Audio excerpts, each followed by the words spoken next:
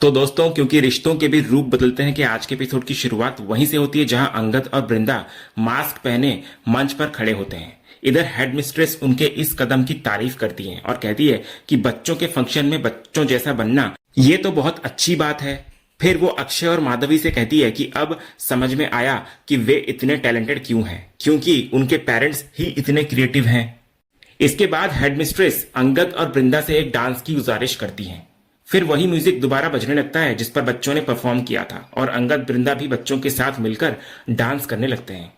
इधर परफॉर्मेंस के बाद सब लोग तालियां बजाते हैं और हेडमिस्ट्रेस उन्हें अपनी सीटों पर बैठने के लिए कहती हैं। उधर अगले सीन में बैक स्टेज पर अंगद और वृंदा दोनों अपने बच्चों की तारीफ कर रहे होते हैं। तभी टीचर आकर उनके मास्क पहनने की आइडिया की प्रशंसा करती है, तो अंगद और वृंदा बहाना बनाते हैं कि उन्होंने ये सब अपने बच्चों के लिए किया।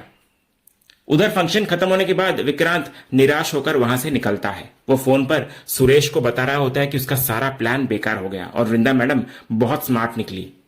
दूसरी ओर भारती अंगद के बारे में पता चले सच से इतनी स्तब्ध होती है कि उसे अपने आसपास का कोई होश नहीं होता। वो चलते चलते विक्रांत से टकरा जाती है, जिससे विक्रांत का फोन नीचे गिर जाता है। इससे पहले कि विक्रांत उसको देख पाए, भारती तुरंत छिप जाती है। इसके बाद विक्रांत पीछे मुड़कर देखता है, लेकिन उसे कोई दिखता नहीं और वो वहां से निकल जाता है। फिर भारती मन ही मन कहती है कि वो बच गई, लेकिन उसे हैरानी भी होती है कि विक्रांत सर यहां कर क्या रहे थे। अगले दृश्य में अंगद वृंदा की गाड़ी चला रहा होता है। वो इस मौके के लिए भगवान का शुक्रगुजार होता है क्योंकि ड्राइवर की इमरजेंसी की वजह से उसे वृंदा के साथ अकेले टाइम बिताने का मौका मिला है। वो वृंदा से बात करने की कोशिश करता है जो उससे नाराज होती है। तभी वृंदा कहती है कि उसके गुस्सा रहने का अब कोई मतलब नहीं, क्योंकि वो उसके बच्चों का पिता है और वो उस पर गुस्सा होकर कर भी क्या लेगी। इस पर अंगद उसे याद दिलाता है कि वो बच्चों का पिता होने से पहले उसका पति है, उसका लाइफ पार्टनर है। वो उसे फिर आई लव यू कहता है और माफी मांगता है, लेकिन वृंदा कहती है कि उसकी भावनाएं उस तक नहीं पहुंच रही, क्योंकि बीच में बार बार भारती का ख्याल आ जाता है। वो अपना दर्द व्यक्त करती है कि अंगद उसे अपना सब कुछ कहता है, लेकिन बाहर एक और लड़की है जो उसे अपना पति मानकर बैठी है। वो कहती है कि कोई और लड़की उससे प्यार करे, ये उससे बर्दाश्त नहीं हो रहा। वो कहती है कि अंगद न सिर्फ उसके साथ बल्कि भारती के साथ भी गलत कर रहा है और वो एक औरत होकर ये सब होने दे रही है, जिससे उसे खुद से नफरत होने लगती है। तो अंगद उसकी पीड़ा को समझते हुए उसे ऐसा ना कहने के लिए कहता है। इसके बाद कार में वृंदा अंगद से कहती है कि सिर्फ समझना काफी नहीं होता।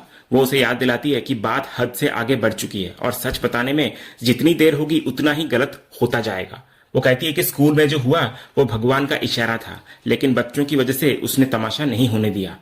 फिर वो चेतावनी देती है कि अगर ऐसी स्थिति दोबारा आई तो वो सच नहीं छिपाने वाली। तो इस बार अंगद भी उसकी बात से पूरी तरह सहमत होता है। वो स्वीकार करता है कि पानी अब सर से ऊपर निकल चुका है और अगर अब सच नहीं बताया तो वे इसी में डूब जाएंगे। उसे रियलाइज होता है कि विक्रांत और भारती दोनों को आधा अधूरा सच पता चल चुका है कि वे दोनों शादीशुदा हैं और उनके बच्चे हैं, लेकिन बस ये नहीं पता कि उनकी शादी एक दूसरे से हुई है। इसके बाद अंगद एक निर्णायक फैसला लेता है। वो कहता है कि वो सुबह फैक्ट्री जाकर सबको सारा सच बता देगा कि वो एक मामूली वर्कर नहीं बल्कि फैक्ट्री का मालिक अंगद विरानी है और वृंदा उसकी पत्नी है और उनके 2 बच्चे हैं। वो कहता है कि वो वृंदा को और परेशान नहीं देख सकता और वो वादा करता है कि प्रेगनेंसी के इस समय में वो उसे बिल्कुल भी परेशान नहीं करेगा। तो इधर अंगद का सुबह सच बताने का फैसला सुनकर वृंदा की आंखों में आंसू आ जाते हैं। तो उसकी ये प्रतिक्रिया देखकर अंगद चिंतित हो जाता है और गाड़ी रोककर उससे रोने का कारण पूछता है। तो वृंदा अपनी सबसे गहरी असुरक्षा और डर को व्यक्त करती है। वो कहती है कि उसे लगता है कि इतने मुश्किल समय में उसका प्रेग्नेंट होना शायद सही नहीं है। ये सुनकर अंगद उसको तुरंत सांत्वना देता है। वो कहता है कि वृंदा को ऐसा नहीं सोचना चाहिए, क्योंकि ये एक बहुत अच्छी खबर है। वो इस बच्चे को एक सकारात्मक संकेत के रूप में प्रस्तुत करता है, ये कहते हुए कि ये बच्चा उनके जीवन में भाग्य लेकर आया है और शायद भगवान ने उसे उनकी सभी समस्याओं को हल करने के लिए ही भेजा है। फिर वो वृंदा से वादा करने को कहता है कि वो दोबारा कभी ऐसी नकारात्मक बात नहीं सोचेगी और उसको विश्वास दिलाता है कि सब कुछ ठीक हो जाएगा। तभी बातचीत के दौरान वृंदा की तबीयत अचानक से बिगड़ने लगती है। उसे घुटन महसूस होने लगती है। तो ये देखकर अंगद तुरंत हरकत में आता है। वो उसे गोद में उठाकर गाड़ी से बाहर लाता है और सड़क के किनारे एक जगह पर आराम से बिठाता है। उसे राहत देने के लिए वो अपने रुमाल से उसको हवा करने लगता है। इसके बाद वो हेल्प के लिए सड़क पर आने जाने वाली गाड़ियों को रोकने की कोशिश करता है। कई गाड़ियों के न रुकने के बाद आखिर में एक गाड़ी रुकती है।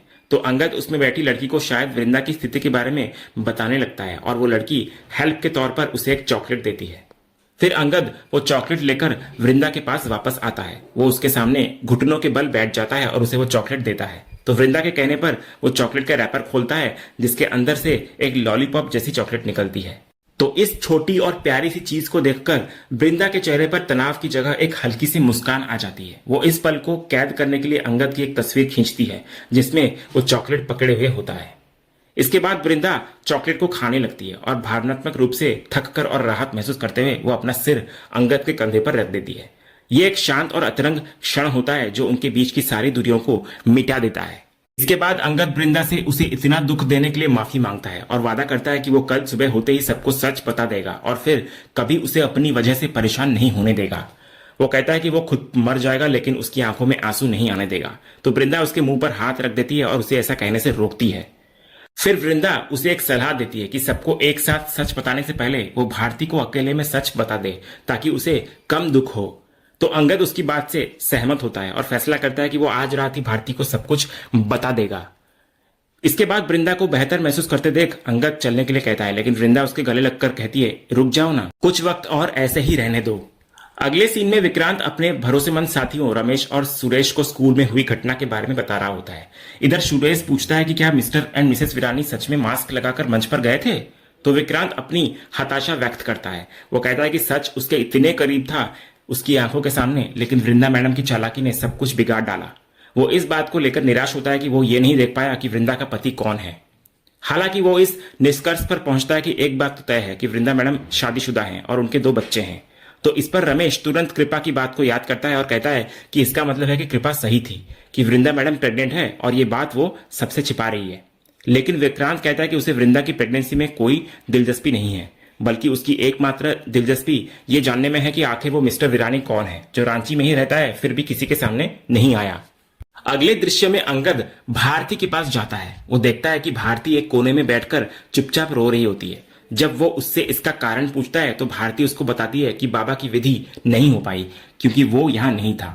फिर वो सीधे मुद्दे पर आती है और कहती है कि तुम जरूरी काम से गए थे ना, अपने बच्चों के स्कूल। इसके बाद भारती का सारा दर्द और धोखा सवालों के रूप में बाहर आता है। वो पूछती है कि उसने ये क्यों नहीं बताया कि वो शादीशुदा है और उसके बच्चे हैं, जबकि उसने उसे मांगलिक होने और अपनी मां की असहमति जैसी बातें बताई थी। वो सीधे पूछती है क्यों। तो अंगद, जो अब भागने के मूड में नहीं होता, शांति से स्वीकार करता है कि वो उसे सब कुछ बताना चाहता था और उसने बहुत बार कोशिश भी की। वो ये भी कहता है कि वो जानता है कि भारती आज उसके पीछे स्कूल तक आई थी।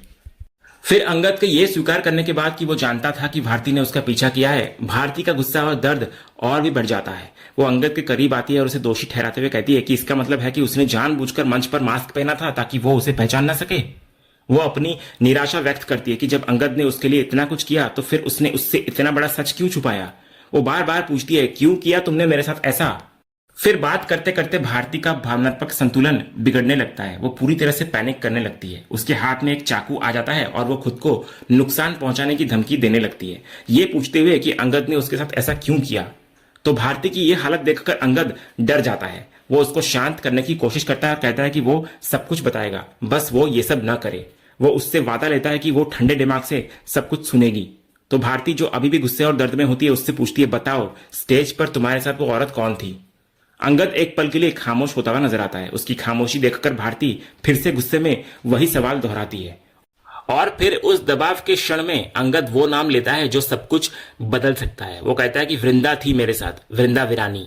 तो ये नाम सुनते ही भारती के होश उड़ जाते हैं। उसके चेहरे पर पूर्ण अविश्वास और सदमे का भाव छा जाता है। और इसी चौंकाने वाले सीन के साथ आज का ये एपिसोड यहीं पर खत्म होता है। तो दोस्तों, आपको आज के एपिसोड का अपडेट कैसा लगा, अपनी राय हमें कमेंट बॉक्स में जरूर बताएं। अगर आपको आज का ये वीडियो पसंद आया हो तो वीडियो को लाइक और शेयर जरूर करें और ऐसे ही लेटेस्ट एपिसोड का अपडेट जानने के लिए हमारे इस चैनल को सब्सक्राइब करना ना भूलें और बेल आइकन को भी जरूर दबाएं।